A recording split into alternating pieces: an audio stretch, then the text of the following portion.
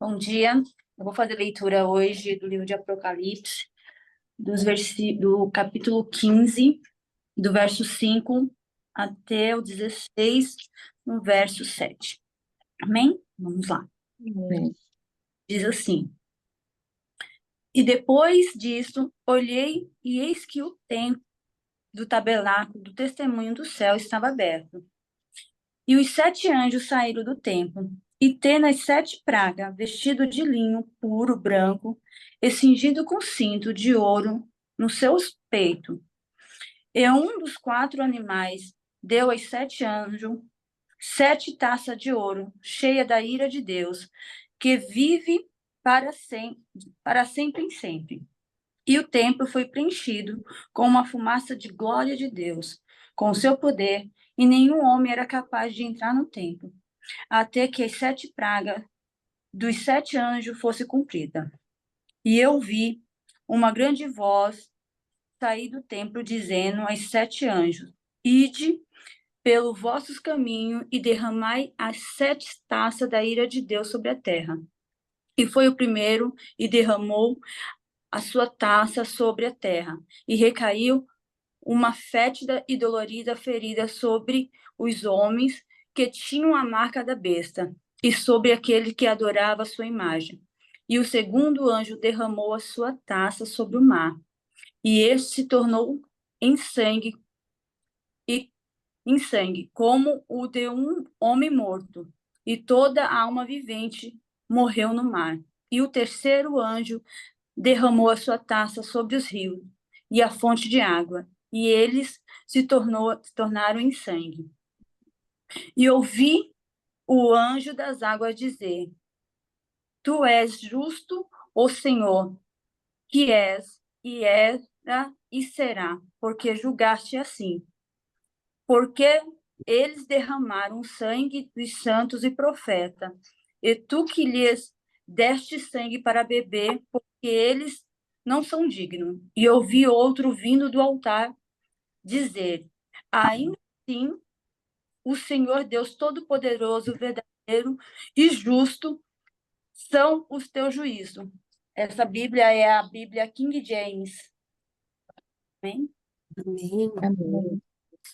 E, ficou bacana que a semana passada a gente acabou lendo o versículo 5, que fez uma conexão muito boa com o texto da semana passada. Nós terminamos com esse versículo 5, que é um versículo de esperança. E esse texto também começou com o versículo 5. E eu não fiz isso de propósito, mas foi muito legal. Não sei se vocês acharam, perceberam que a gente repetiu os 5, né? O último da semana passada e o primeiro dessa semana. Então, podem começar aí. O que vocês conseguiram pegar desse texto?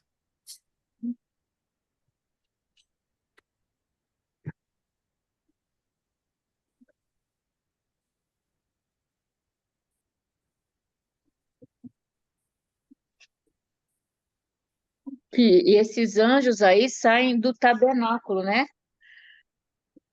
Que eles estão concentrados em um lugar definido, né?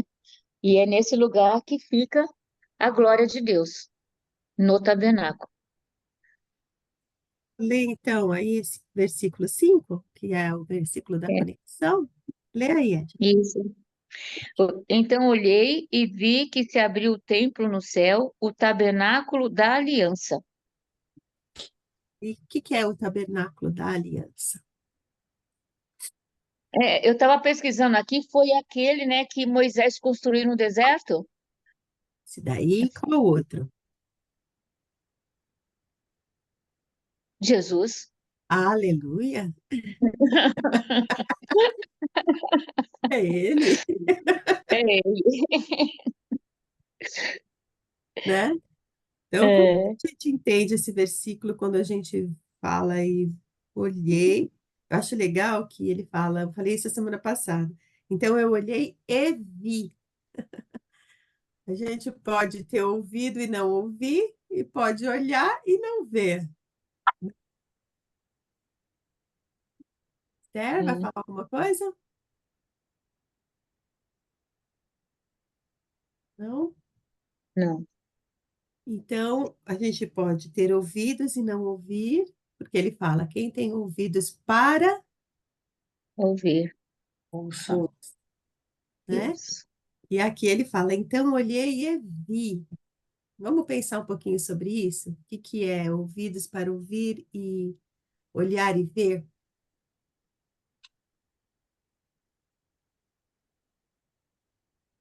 Muitas vezes a gente anda e não percebe as coisas que estão bem no nosso narizinho, né? E, e isso no dia a dia, né? Quanto mais lendo a palavra do Senhor e não tendo aquele espírito de abrir os olhos literalmente, né?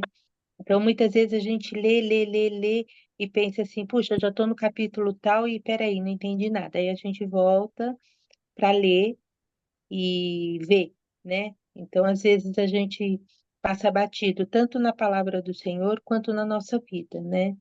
E é um chacoalhão aqui para a gente olhar mais para a palavra do Senhor, olhar mais para Cristo e perceber o que Ele tem dito para nós, né? Para não levar uma chapuletada dele e falar assim, eu já te disse, né? Então, que a gente possa assim ter bem os ouvidinhos abertos, os olhinhos abertos também. Isso aí, bem isso aí, né? Quem mais? A Edna disse assim que ela fica quietinha, quando começa a fazer cri, cri, cri, aí ela começa a falar. Semana passada vocês falaram tanto e tão bem, que eu falei, ai, tomara que elas façam isso essa semana também. Edith, meninas, esse olhei e vi, ele só está na tradução NVT, né? Eu tô comparando aqui as traduções. Com certeza, esse olhei aqui, se eles colocaram na outra tradução aqui, ele deve ter esse sentido, né? Porque aí eu olhei, se eu posso realmente só olhar, mas para eu ver aquilo, eu tenho que me posicionar, né? Olhei e vi o templo se abrir, né? O céu se abrir, né? Abriu-se no céu o santuário do tabernáculo, que eu estou aqui com a atualizada, mas eu abri aqui as comparações. Uhum, Então, é bem interessante para a gente que não tem isso, até fazer essa anotaçãozinha aqui do lado, né? No sentido de que realmente eu posso olhar muitas coisas e não ver aquilo que o Senhor tem para revelar para mim, né? Então, aqui, o santuário do tabernáculo do testemunho é mais do que um lugar, né? É uma pessoa, né? Então, remete a Moisés, mas remete a Jesus, como a gente viu aqui no cântico, né? Na parte de cima, o cântico de Moisés, o cântico do Cordeiro, né? Então, sempre fazendo essa analogia, né? E tem um detalhe importante aí, aí eu fui olhar aqui a tradução da King James, que é a que está mais perto aqui, E tem essa também tem, essa tem? Não, não tem. Mas o que eu achei interessante é que aí todas têm, você leu aí na sua também, é que Aham, o tabernáculo estava aberto. E aham. esse aberto, Abriu-se. Quando eu olhei, ele se abriu. isso, na King James diz que ele estava aberto, na Uhum. NVT fala que ele se abriu, né? O Se que que abriu é aqui esse também. tabernáculo aberto, gente? A Edna disse que era Jesus e é, mas por que aberto? O que que significa esse aberto? Pode ser que tenha a ver com o que eu olhei e vi. Eu olhei e vi, além de tudo, uma contemplação, gente. Não é só a gente se achega. Como é que a gente se achega diante de Deus, diante do trono de Deus, diante. A gente chega carregado, normalmente com algumas malas, algumas mochilas, algumas coisas, né? Aí a gente abre tudo e coloca. Eu volto a dizer, eu falo isso para mim mesma. Não é que está errado, né? Porque a própria Bíblia diz para a gente lançar sobre ele a nossa ansiedade, a gente tem que levar bagagem e deixar o fardo lá. Mas a gente muito pouco ouve, a gente tem falado de ouvir, da escutatória, né? E de ver, então assim, a gente não vê e não ouve nada, a gente entra para um lugar secreto, A gente entra para ouvir de Deus e a gente só fala, desabafa e vai embora. E a contemplação de estar diante de um Deus único, criador, maravilhoso conselheiro, como que eu vou entrar diante desse conselheiro se não for primeiro para contemplá-lo? Para contemplar, para adorar, e aí eu passo a ouvir, talvez, e ver outras coisas mais. Eu acho que eu vi ali a adoração, a contemplação desse Deus. É isso. Eu enxergar que eu tenho. O tabernáculo da aliança não era o acesso do homem com Deus? Não foi por isso que Moisés construiu? Não era o lugar onde Deus vinha e ali ele, né? Então, esse lugar é um lugar que, por Cristo, ou ele sendo Cristo, ele está para mim, né? Então, é bom começar com essa esperança da abertura do tabernáculo. Eu tenho acesso a Deus por Cristo. Ele está lá, né? Como a Esther disse, ele está pronto para ser, para eu falar, para eu ouvir e para eu contemplá-lo, né? Então, não tem mais aquela questão fechada, né?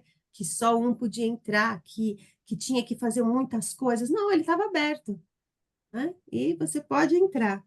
E aí, o que mais que ele viu? Vamos continuar aí. Ô, Nós temos Edith, aí. Oi, quando a Esther fala, eu não estou vendo a Esther. Ela, está é com a que ela tá câmera com a aberta, câmera. porque ela não está linda e maravilhosa como nós. Eu Pode ainda falar. não estou no serviço, logo mais eu abro. Então, tá bom.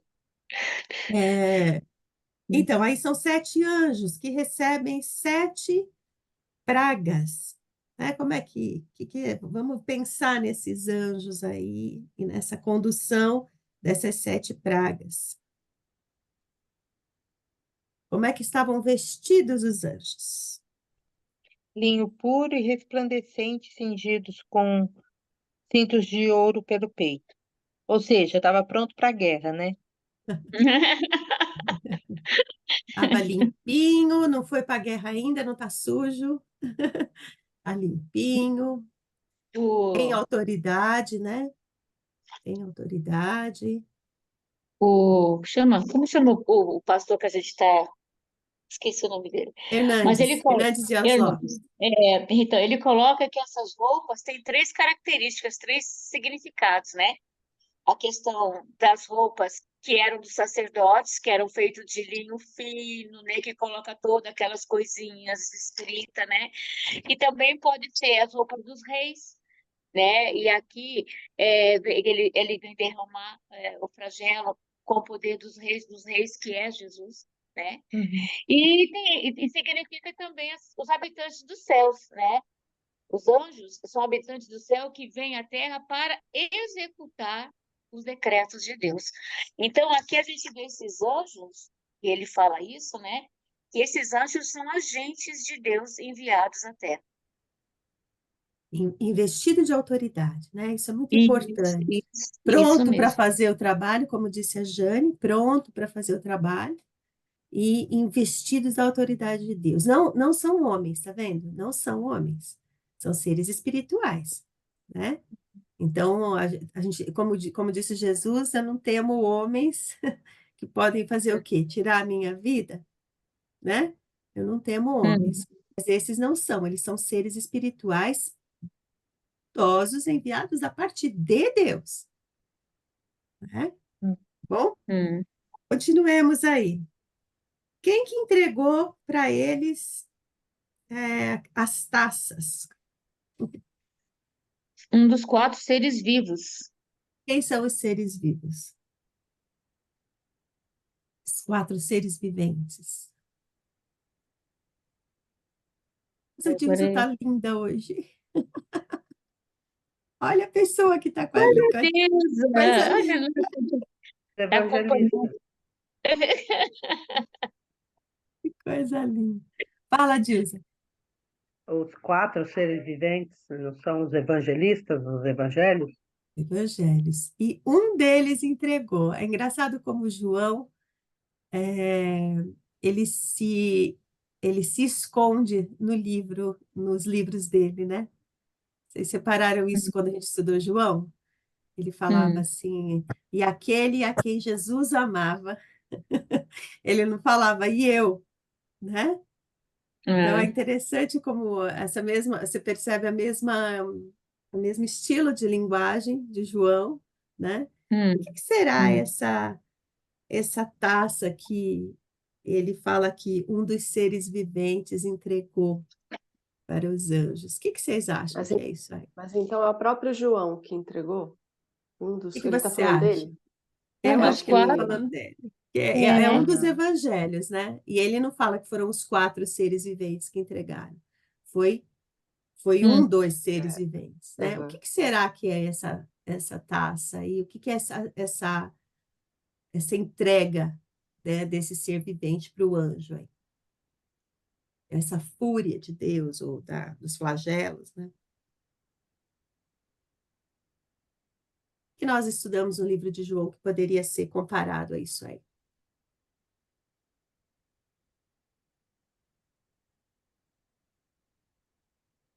Fura de Deus.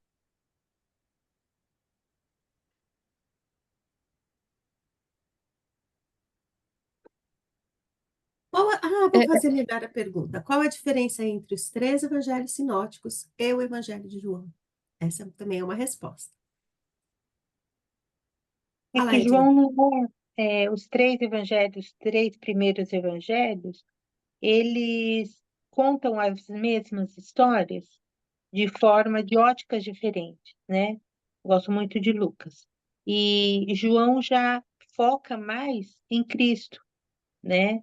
E eu não estudei o livro de João, mas eu acho que um dos 4 foi o próprio João que entregou o, a tacinha para os 7 anjos, né? Bem, Eu acho. é, eu também acho. uhum. Você ia falar alguma coisa, Edna? Não, não, não ia não. Não ia não. Então vamos lá. Qual que é a diferença que nós vimos do evangelho de João para os demais evangelhos? A Jane falou que é o foco, né? Os 4 evangelhos estão focados numa coisa. Ah, e lembrem-se, ele escreveu o Apocalipse antes de escrever o evangelho.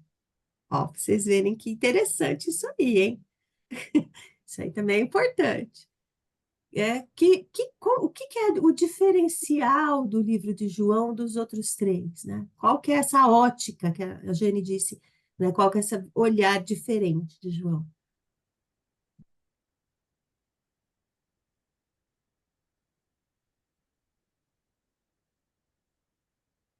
Estou riscando tudo a Bíblia da minha mãe. Ó, tá fazendo cri-cri já, hein? Cri-cri, tá Já, vendo? já. Fala, Edna. Eu vou falar, eu tô temendo, mas o foco do Evangelho de João era Cristo, Era. né? Ele fixava na pessoa de Cristo, no que ele ia oferecer ao povo, né?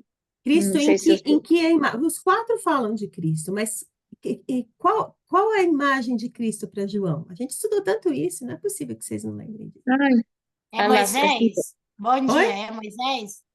Bom dia. Moisés?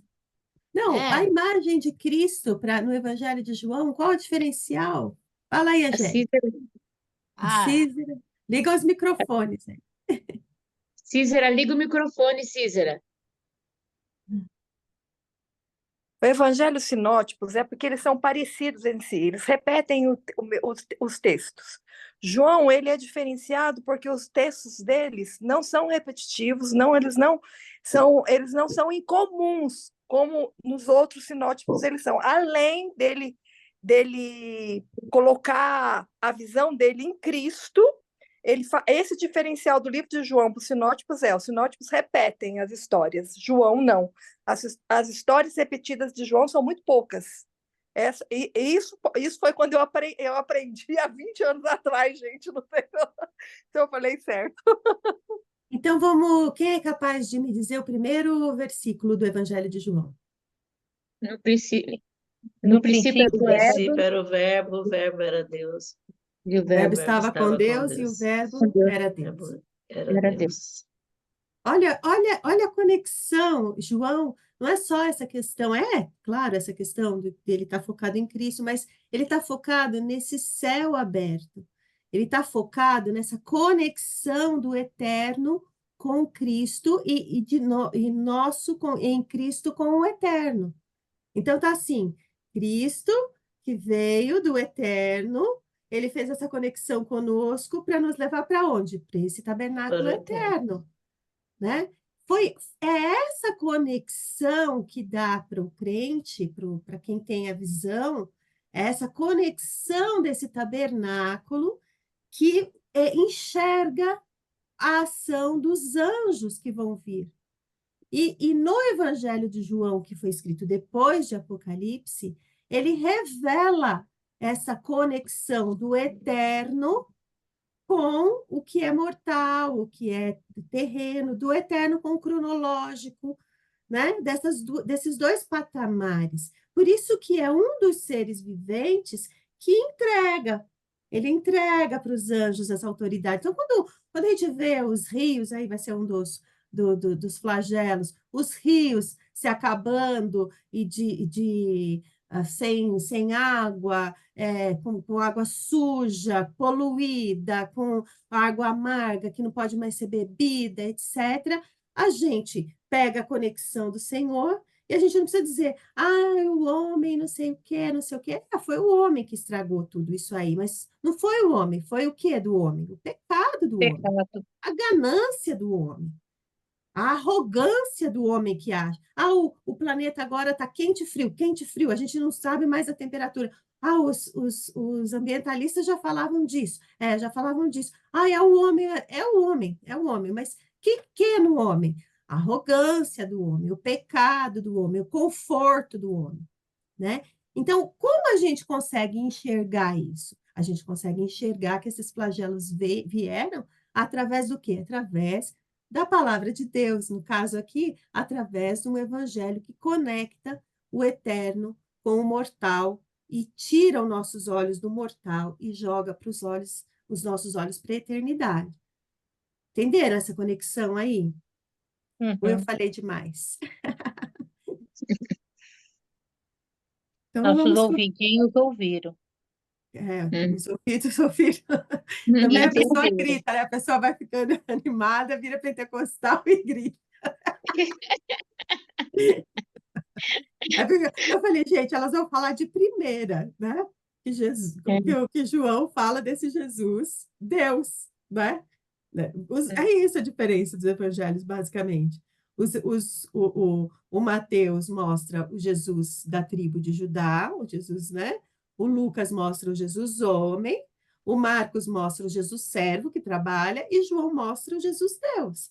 E é nessa minha visão da divindade de Cristo é que eu consigo enxergar a conexão da história eterna planejada por Deus com a história humana cronológica, por exemplo, do nosso século, né? Do século 21, de 2024. Então, isso aqui não é ultrapassado em 2024, por quê? Porque essa conexão continua sendo a mesma, Cristo. Né? Eu posso olhar e dizer, não, mas a ciência que disse, eu posso olhar e falar, mas foi isso, vocês jogaram carbono, vocês não sei o que, não.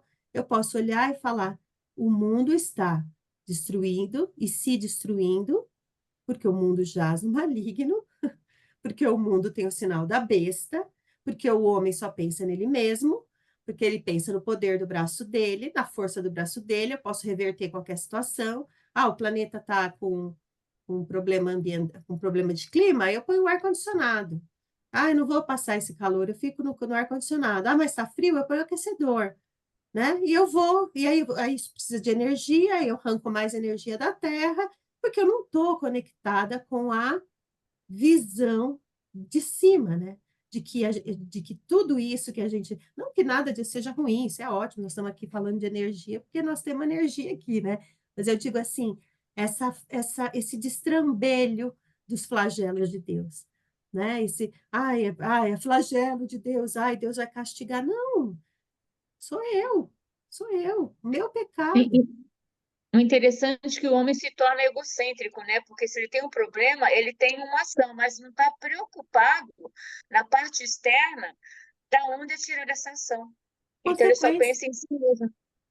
O pecado é assim. A consequência do pecado é sempre esse egoísmo, é sempre olhar para si, para si, para si.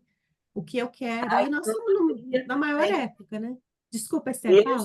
Idolatria, eu sou o Deus de mim mesmo. É outro, veio tudo isso na queda. Tudo começou assim. Olha, eu posso conhecer, eu posso saber, eu posso conhecer o bem e o mal, eu posso ser igual a Deus. Pronto, acabou. E é o sinal da besta, gente, é o mesmo sinal da besta. A mesma besta que fala lá no capítulo em que fala do dragão, 12, né, que fala do dragão, e depois o 13, eu acho que é da besta, né, das duas bestas, 12 e 13, é o mesmo, é a mesma voz do dragão. E aí, quando fala, vocês podem tudo, vocês têm direito a tudo. E é o que a nossa sociedade hoje fala. Se você lutar, se você se esforçar, se você, e não olha para o outro, né? E na igreja, é a mesma voz, ela está revestida lá com a carinha do cordeiro, mas a vozinha é do dragão, né? Se você se santificar, se você se sacrificar, se você ofertar, se você. E o evangelho, principalmente o evangelho de João, né? Ele tira isso de você e ele põe em Cristo toda a autoridade, todo o poder, a divindade, né? Bom, vamos continuar aí. Só mais uma observação, Edith. E aí criou-se um senso comum, e que é forte, que é legal quanto mais você gostar de você, né, melhor para você. Só você se ama, ninguém quer o seu bem mais do que você mesmo. Aí começam a citar até a Bíblia de uma maneira errada para poder reforçar isso. Posso todas as coisas naquele que me fortalece. Todo mundo diz isso, mas não tem ninguém pensando naquele que me fortalece. Aquele que me fortalece é meu escravo. Eu posso tudo porque ele vai fazer do jeito que eu ordenar, que eu declarar, que a minha palavra tem poder, a palavra tem poder. A única palavra que tem poder é o próprio Cristo, que é a palavra. Mas as pessoas, né? Então, assim, hoje até eu pego um versículo da Bíblia e consigo deturpar, consigo fazer dele um versículo idólatra também, para homenagear e dar glória ao meu santo nome. Não é hoje, né? O diabo não usou para Jesus as tentações? Ele não falou, aos seus anjos não dará ordens? Olha lá. Desde sempre. O discursinho dele é sempre igual. A gente aqui não percebe, é que ele faz umas roupagens diferentes, né? Ontem a gente estava conversando, eu e a Jane e a Edna, a gente gosta do Salmo 20, estava falando do Salmo 23, a gente gosta de entrar no certamente que a bondade, a misericórdia do Senhor me seguirão todos os dias, mas a gente não gosta de sentar na mesa preparada por Deus com os nossos inimigos. Né? A gente não gosta de sentar na mesa com Deus. Olha, agora ela está linda, ela apareceu. Jane, apareci. Viu? A gente não gosta de sentar na mesa e olhar nos olhos do nosso inimigo. Quando o Senhor fala de cura para nós, é sentar na mesa, preparas uma mesa na presença do meu inimigo. O Senhor prepara a mesa para a gente encarar essas nossas coisas feias, né? E talvez o nosso maior inimigo, talvez não, com certeza, o nosso maior inimigo são os nossos pecados, né? E ele bota todo mundo na mesa olhando e dá nome. Dá nome para pecado, gente, eu vou falar. Eu uma vez estava contando para os meninos, uma vez eu dei um nome para o meu pecado e o nome desse pecado era inveja. Meu, é muito ruim, é muito feio, porque você fala, nossa, eu tenho esse pecado. Quando a gente dá nome para o pecado da gente, mas se a gente não senta nessa mesa se a gente não tem essa certeza desse tabernáculo aberto, desse tabernáculo maravilhoso que nos conecta com o céu, que não vai nos rejeitar, que só vai nos curar. Aí a gente pode entrar depois de curada no certamente, amo essa palavra, certamente que a bondade e a misericórdia do Senhor me seguirão todos os dias da minha vida e habitarei na casa do Senhor, né? Essa certeza, ela não vem de mim, ela não vem dos meus bons atos, das minhas boas práticas. Isso é parte do meu coração grato a Deus e não é barganha, não tem como. Mas ela é esse evangelho que está com o tabernáculo aberto, com as portas abertas, e mais, não só as portas abertas. Agora, eu acho que a parte que eu mais me arrepio é quando os anjos recebem os flagelos. Ai, eu gosto disso em Isaías, eu gosto disso na oração de Salomão, quando ele ora lá pelo templo, mas aqui é, é punk, né? Olha lá, o templo se encheu da fumaça, da glória e do poder de Deus, e ninguém podia entrar no templo enquanto os anjos não tivessem terminado de derramar as 7 pragas. Olha lá. Está cheio da presença de Deus. Não precisa ter medo das 7 pragas derramadas. Está cheio da glória de Deus. É a glória, é a presença de Deus que vão permitir que essas taças sejam derramadas, ou que permite, já que a gente não tem tempo aí, né? Que permitiu, que a gente permite e que permitirá que as taças sejam derramadas. Preciso ter medo das taças? Ô, Edith, me ajuda, por favor, que aí a minha leitura, né? Então, quando você diz que o Evangelho, né, entregou a taça para os anjos, né? Isso já foi feito, né? A gente já recebeu esse Evangelho. Essas taças já estão sendo derramadas, ou elas não vão ser derramadas, elas já estão sendo derramadas. E aí diz que a gente só entra nesse espaço cheio da glória de Deus quando essas taças todas forem derramadas. Eu creio que elas ainda não acabaram, né? Porque a gente ainda vive esses flagelos, né? A gente ainda vê esses flagelos. E aí, mas a gente só pode entrar nesse lugar depois que elas acabarem? Esse lugar que está todo cheio da glória? Como é que é isso?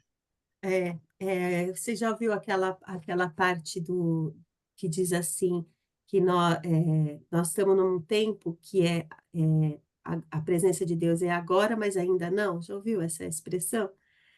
Eu tenho a plenitude da glória de Deus, mas ainda não, né? Por quê? Porque eu estou presa no corpo mortal, num corpo cronológico, num corpo pecador.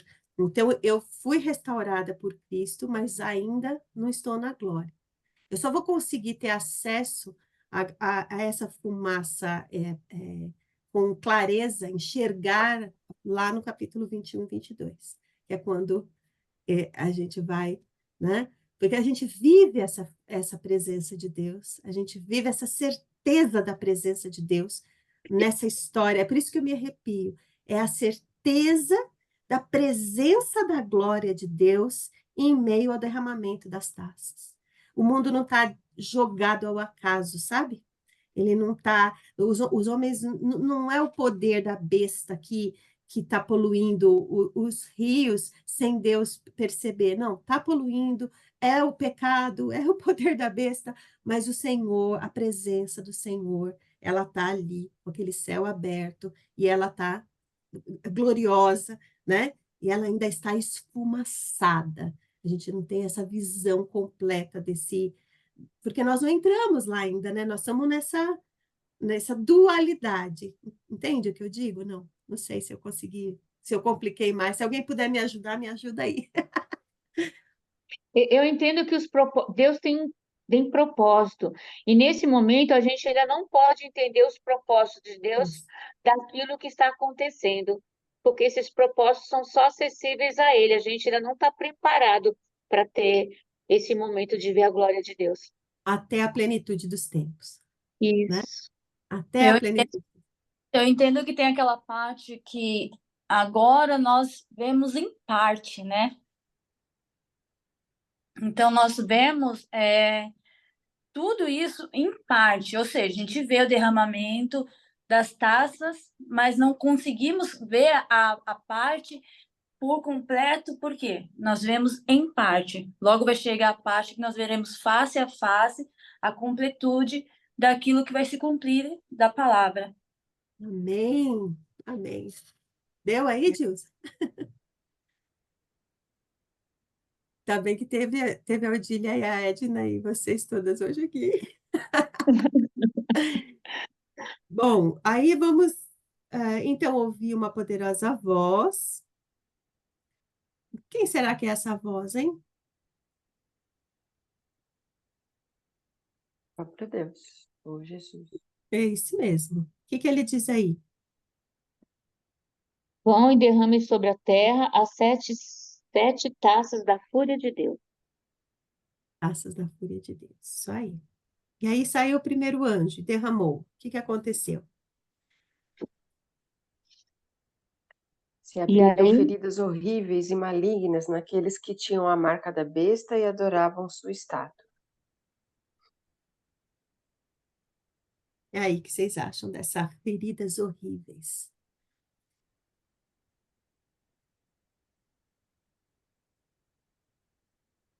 Então, eu tenho uma dúvida. Então, se a gente vê hoje, eu não sei se a ferida é física ou se são feridas emocionais. Se for ferida emocional, muita gente hoje está afetada. Se for ferida física, algumas pessoas também estão afetadas. Cada vez aparece mais é, pestes que afetam o corpo, né? Essa última que fica cheia de feridinha no corpo, eu esqueci o nome.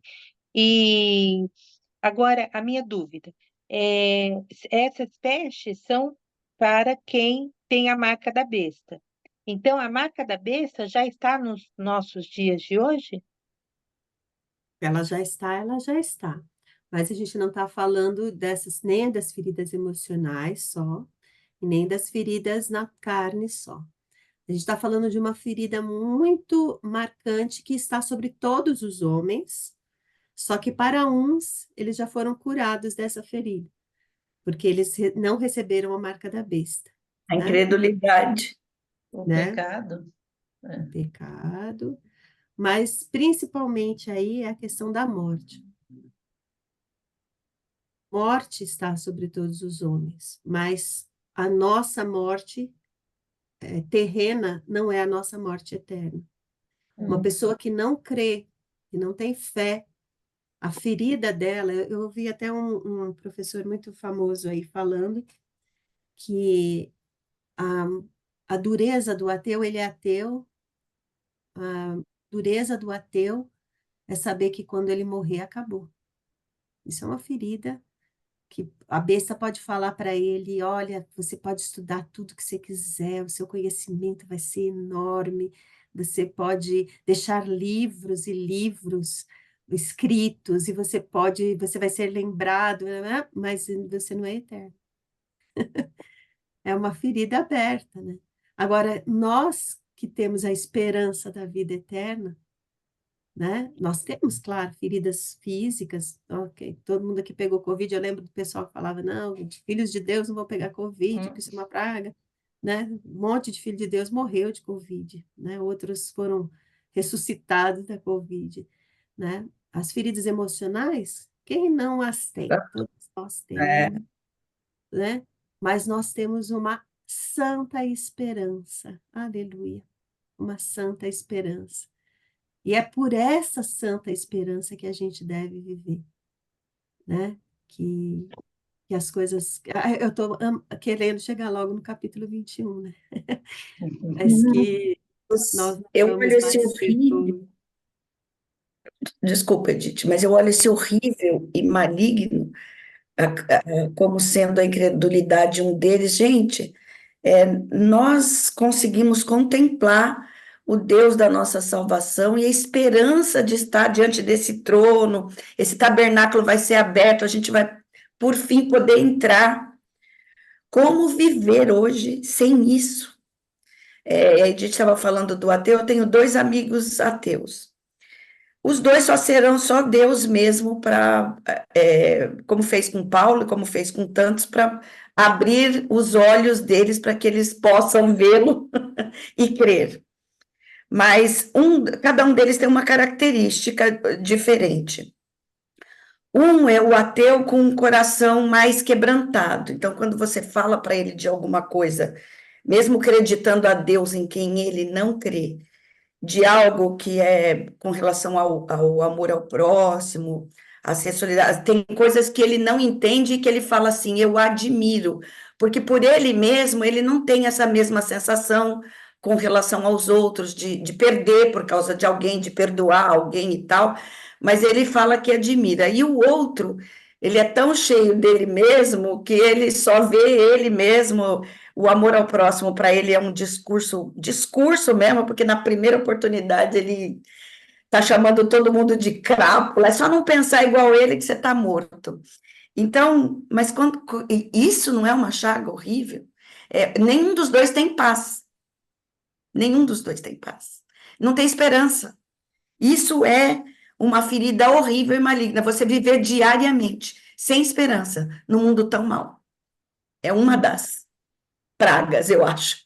A vida não faz sentido, né? A vida não faz sentido se você não tiver uma conexão com o que é eterno. Porque a vida é efêmera e passageira. O que você construiu na sua vida? Eu construí, sei lá, eu tenho imóveis, eu tenho uma família, eu tenho, mas você vai morrer.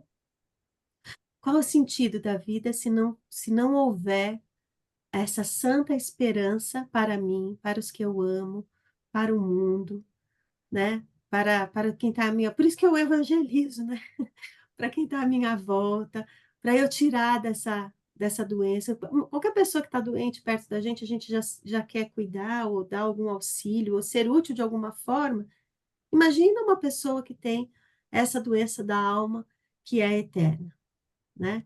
Essa doença do que eu me basto, né? É, esses dias chegou na igreja uma moça, a mãe dela tinha falecido faz uma semana, ela chegou desesperada, chorando, porque ela não tinha uma justificativa para o que aconteceu com a mãe dela.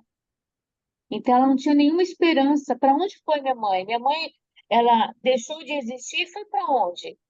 Então, essa falta de resposta, a gente via nela que angustiava, porque ela não tinha expectativa nenhuma do que ia acontecer com a vida dela após a morte, o que aconteceu com a vida da mãe dela após a morte.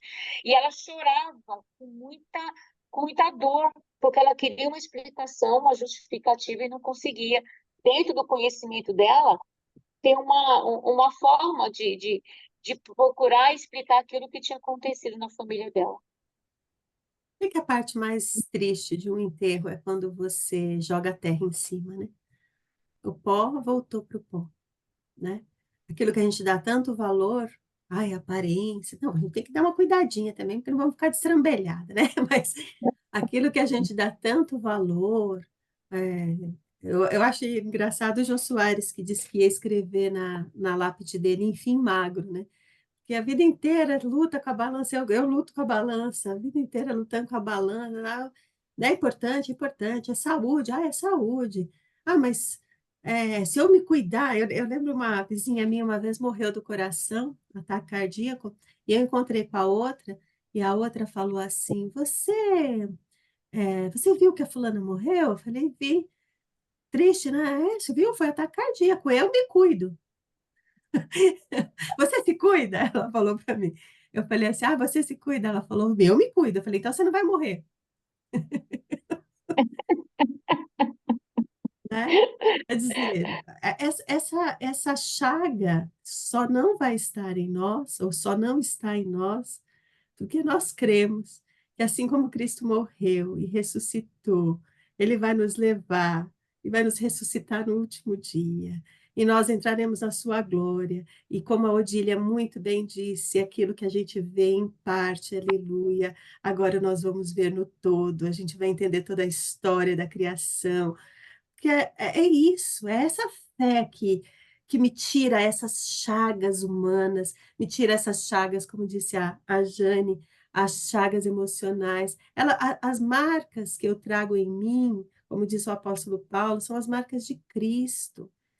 Cristo sofreu, então as dores emocionais que eu tenho, as dores físicas, a perna que manca, o braço que dói, essas dores, elas ali não haverá mais, não haverá mais dor, não haverá mais lágrima.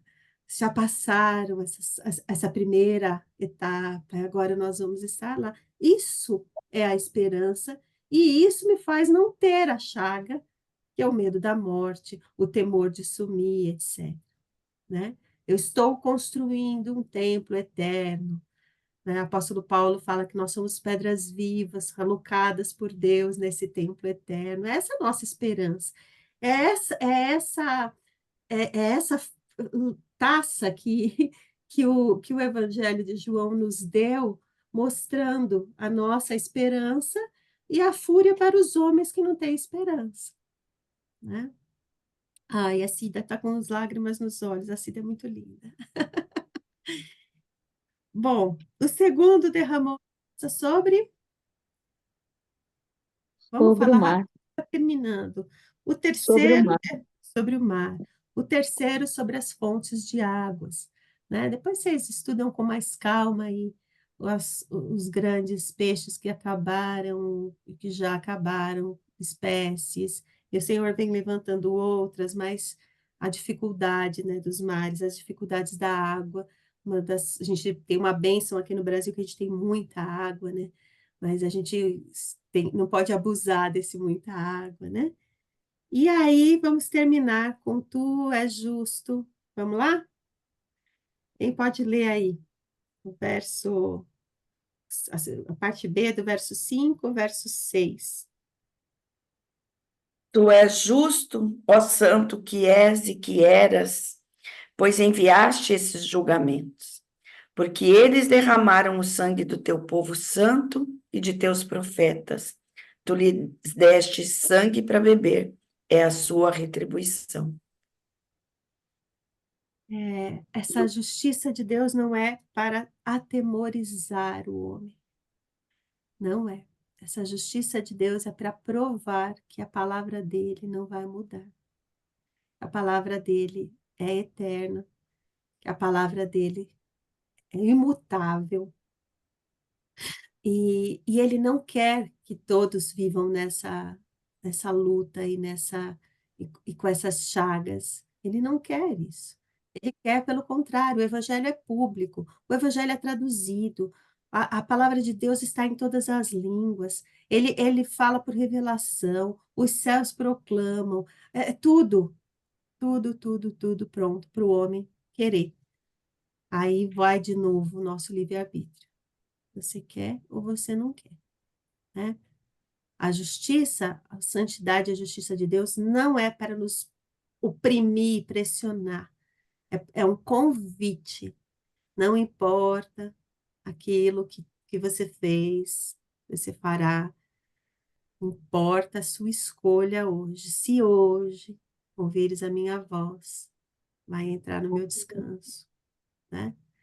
E hoje ouvires a minha voz, obedecer os meus mandamentos, vai entrar no meu descanso. E por fim, ele fala a voz que vinha do altar: sim, Senhor Deus, o Todo-Poderoso, teus julgamentos são verdadeiros e justos. Posso confiar, eu posso confiar.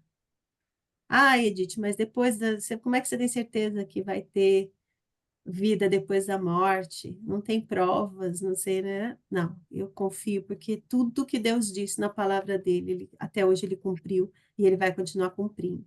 E eu não posso mudar uma vírgula. E ele é um Deus amoroso e um Deus justo. E justiça e amor não estão separadas. Justiça e amor não estão separadas. Essa história de falar, Deus é amoroso, mas ele é justo, viu? Com um tom de ameaça, isso não é bíblico. A justiça de Deus é a demonstração do amor dele pela nossa escolha. Ele podia falar, não vão escolher, não.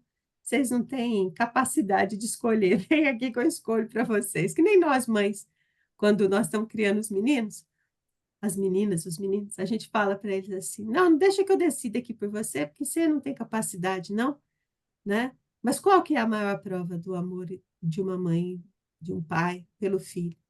É dar para ele instrumentos para ele poder decidir, não é isso? É dar para ele condições para ele poder decidir. O que ele vai decidir é a decisão dele. A gente não tem como interferir, vamos dizer, mas a gente tem como ensinar. E a Bíblia ensina. E a palavra de Deus está clara. Aí a gente não lê, né? Ah, é muito difícil. Então, aí fica difícil mesmo, né? Se não lê, fica difícil. Amém? Amém. Eu acho interessante que aqui, eu estava lembrando agora, que a gente vê aqui a questão das águas do mar, dos rios, né? Todos os animais estarem mortos, né? Mas quando a gente vê lá em Ezequiel, né, que fala sobre o mar que estava morto, no fim do tempo terá vida, né? E eu acho interessante isso, porque quando a gente vê essas coisas acontecendo, é prova de que a palavra de Deus permanece e corrobora com que aquilo que está acontecendo hoje. O que era vivo está morrendo, e o que era considerado morto, sem nenhuma forma de tornar viva, né, está surgindo vida naquilo que era morto. Amém. Ô, Edna, põe depois esse texto de Ezequiel lá no nosso grupo. Tá bom, pode deixar. Deixa eu falar bem rapidinho, que eu lembrei de outro texto enquanto falava da justiça. Não se deixe enganar, ninguém pode zombar de Deus. A pessoa que sempre colherá aquilo que semear. Quem vive apenas para satisfazer a sua natureza humana, colherá dessa natureza ruína e morte. Porque é assim que nós somos. Ruína. Somos mortos. Não mais, né? Nós não, glória a Deus, mas já nascemos todos mortos. Mas quem vive para agradar o Espírito, colherá do Espírito da vida eterna. Aí, lembrando das feridas, as nossas justiças são como chagas podres, não espremidas, como dizia Isaías. Tudo faz tanto sentido, né? Faz. É uma pessoa só que conta, né? Então ela tem. E é uma pessoa muito coerente, a pessoa do Espírito Santo. Pessoa que muito coerente. Bom, nós já passamos muito do horário, mas vamos orar e vamos entregar esse tempo a Deus, pedindo que Ele nos instrua. Elô, você pode orar por nós hoje? Posso? Eu estou com o microfone aberto? Tá. Tô. Tá bom. Jesus, Senhor nosso Deus, Todo-Poderoso, queremos te agradecer porque o Senhor respondeu a nossa oração e falou com a gente durante esse estudo, nos ensinou, nos relembrou coisas. Te agradeço porque o Senhor tem esse cuidado com a gente. Te agradeço pela tua graça que nos alcançou, pela tua redenção, pela salvação que nos alcançou. E te agradeço por essa viva esperança que temos, Pai. E principalmente hoje eu quero te agradecer pela tua presença, mesmo que enfumaçada, enquanto vivemos aqui, enquanto estamos aqui na terra. Te agradeço pela tua presença que nos acompanha, que nos relembra do teu cuidado, do teu amor, da tua salvação. Quero te agradecer porque não estamos sozinhas. Quero te agradecer porque, apesar do Senhor ser todo-poderoso, o Senhor cuida e prepara os nossos caminhos. Muito obrigada por tudo que o Senhor falou com a gente nessa manhã, por tudo quanto o Senhor nos relembrou, por essa tua justiça junto com esse teu amor, que Amém. é sem medida, Pai. Não Amém. merecíamos isso, mas te agradecemos porque podemos passar por tudo isso sem medo.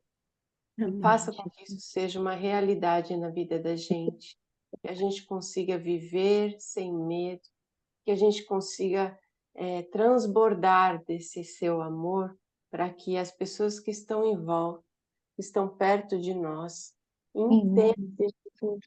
fiquem curiosas de entender o que acontece, como é possível viver sem medo, como é possível viver sem preocupação, sem ansiedade.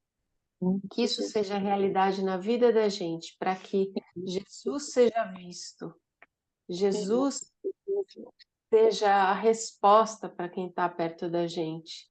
Tem misericórdia de nós para que outros alcancem essa misericórdia, Pai. Em nome de Jesus, Pai. Aproveito para confessar esses pecados que temos, Em nome de Jesus, sermos toma nosso ansiosas, de não termos crido nesse Deus Todo-Poderoso.